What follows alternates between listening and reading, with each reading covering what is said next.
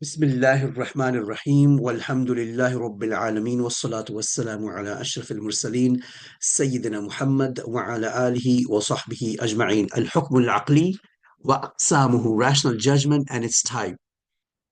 In the previous lesson, we looked at rational and empirical, at an introductory level. That was just an introduction. Today, we'll take a deep dive and look at the three types of rational judgments.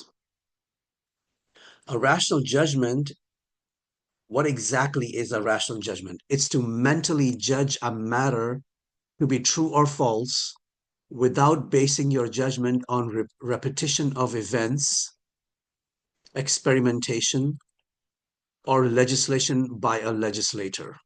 This is how the Islamic theology books, Aqidah books, define rational judgment.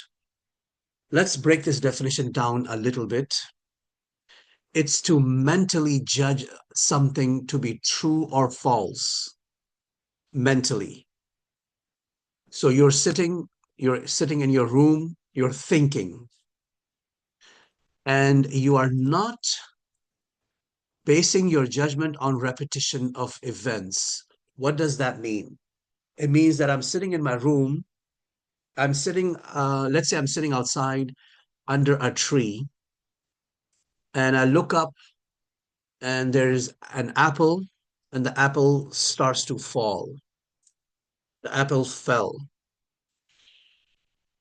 Tomorrow I come back, I sit under the tree, and the apple falls again. So this event has repeated.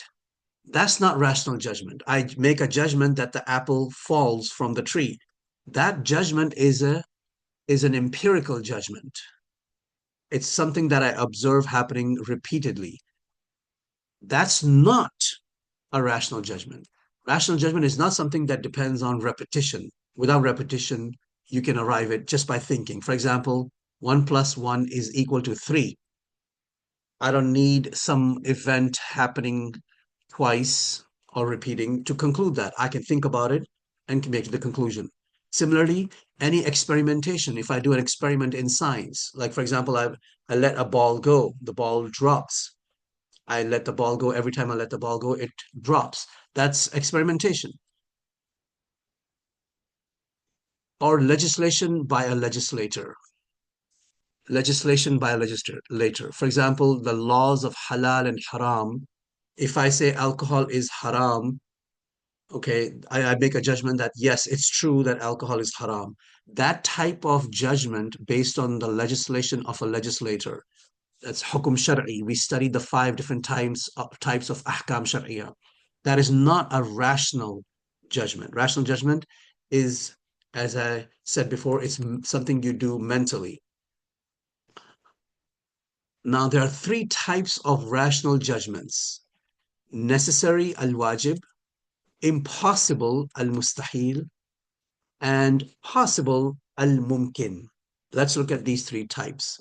Once we understand these 3 types of rational judgments, we will have a better, more comprehensive understanding of rational judgments, which are called al-hukm al-aqli.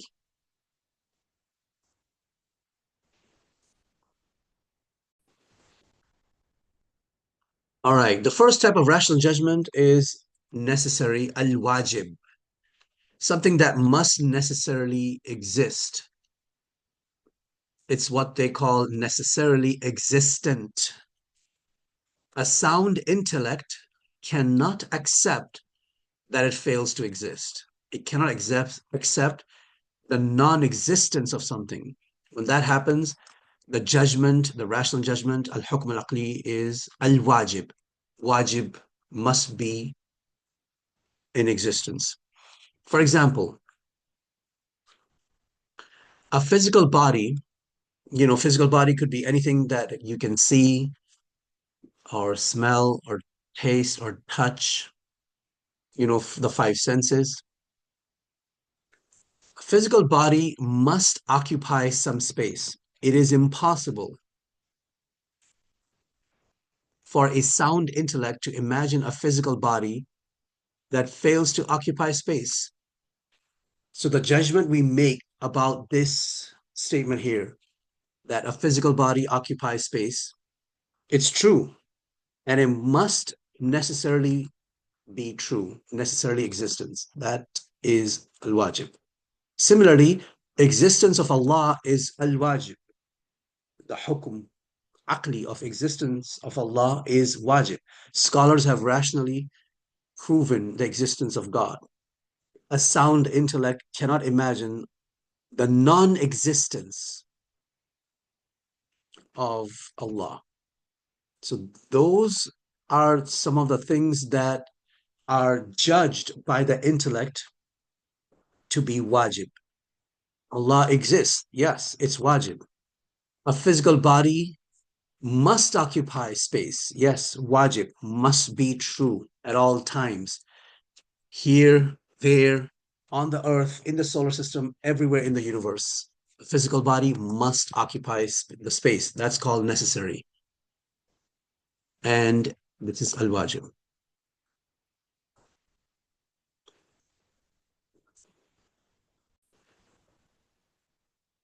The next category of al-hukm al-aqli, rational judgment, is al-mustahil. Al-mustahil, or the impossible, is something whose existence is impossible. A sound intellect cannot accept its existence. It's impossible. For example, a physical body that is neither moving nor stationary. Can you imagine a physical body, like a ball, a rock, anything physical, that is neither moving nor is it stationary? Try imagining that. You cannot. It's impossible. This is what they call al-mustahil. It's impossible for a sound intellect to imagine that. It's either moving or it's not moving. So if a person says something is both moving and not moving, that person is irrational. That person does not have a sound intellect. A child may say that, or a crazy person, a mad person. Okay. Existence of partners of Allah, shuraka. Allah has no shuraka, la sharika lahu. It's impossible for any partners to exist. Mustahil. The scholars of Aqidah have rationally proven this part. They have rationally proven that this to be true, to be false. Partners of Allah, it's impossible. 1 plus 1 equaling 3. That's rationally impossible. It cannot ever, ever, ever happen. Okay. Trinity. Trinity is impossible. The Christians believe in Trinity. They believe in Father, Son, and Holy Ghost. That's rationally impossible, according to the books of theology, and you can study their proofs. They're very logical proofs. They use syllogism, Aristotelian logic, to prove that it's impossible for there to be a Trinity. A camel passing through the needle's eye. Imagine a camel. Now imagine a needle's eye. Can a camel go through a needle's eye? No, it's rationally impossible. Mustahil. Aqlan. Mustahilun aqlan.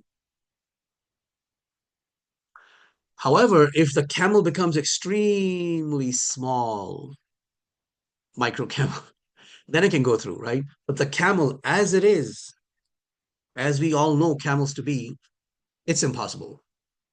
Similarly, if the needle's eye become very big, like huge big, like I don't know, 5 meters by 5 meters or something, then yeah, it's possible. However, the needle's eye as it is and the camel as it is cannot go through it. This is rationally impossible. Mustahilun aqlan. Allah says in the Quran, أعوذ بالله من الشيطان الرجيم ولا يدخلون الجنة حتى يلج الجمل في سم الخياط. And they, meaning the bad guys, the disbelievers, will never enter al-Jannah. They will never enter Al Jannah, the garden, paradise, until a camel can pass through the needle's eye. In other words, it will never happen. Why? Because the camel can never go through a needle's eye. So this is the second type of rational judgment. Mustahilun aqlan.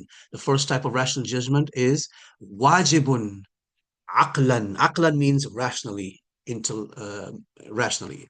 Mustahilun aqlan. Rationally impossible, which of course, as you can see, these two are opposites.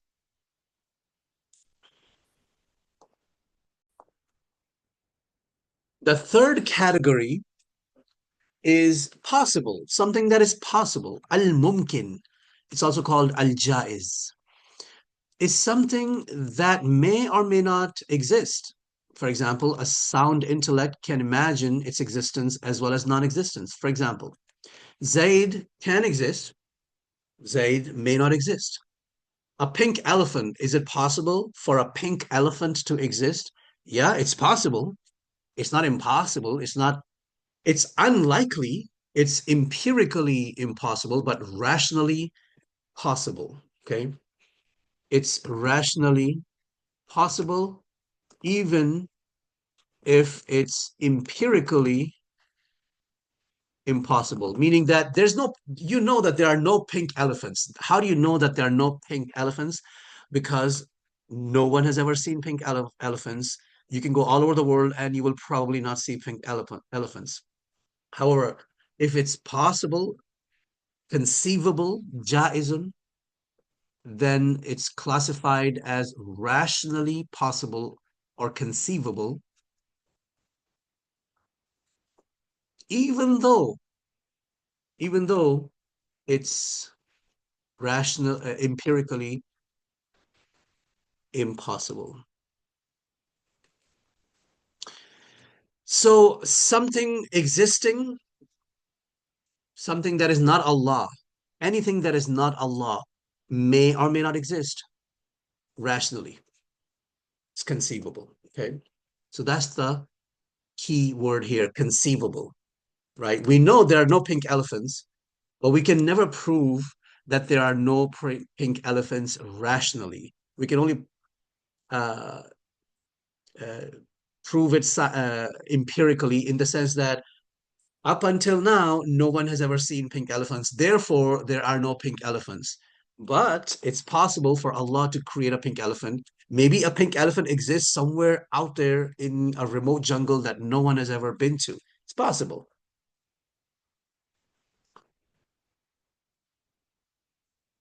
Okay, so these are the three types of hukum akli, rational judgments. Okay, and whenever you learn something new, okay, new information, news that has come to you, a statement someone says, somebody says, makes a claim. Somebody says, for example, that Jesus is Son of God. Your aql, your intellect will say, mustahilun aqlan. If somebody says Allah exists, your aql, your intellect will say, wajibun aqlan. If somebody says, I have a friend by the name of Zaid and he lives in Africa, you can say, mumkin, possible, aqlan. So any information that comes to your mind through the eyes, ears, through the five senses, you will process that information and you will make a judgment.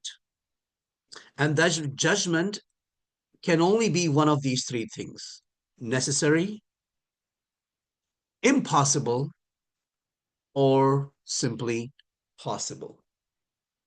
And this judgment you make without any experimentation, without science, without the legislation, without laws put down by a lawgiver, without repetition of events. It's purely through the mind. You don't have to leave your room to do that. This is very different from the scientific or empirical judgments, which is what we're going to study in the next lesson. They are also of three types. And they're very useful, very powerful for us to study science and to live and interact in this world of ours. in this world of ours, which is full of empirical realities. والحمد لله رب العالمين والصلاة والسلام على أشرف المرسلين سيدنا محمد وعلى آله وصحبه أجمعين.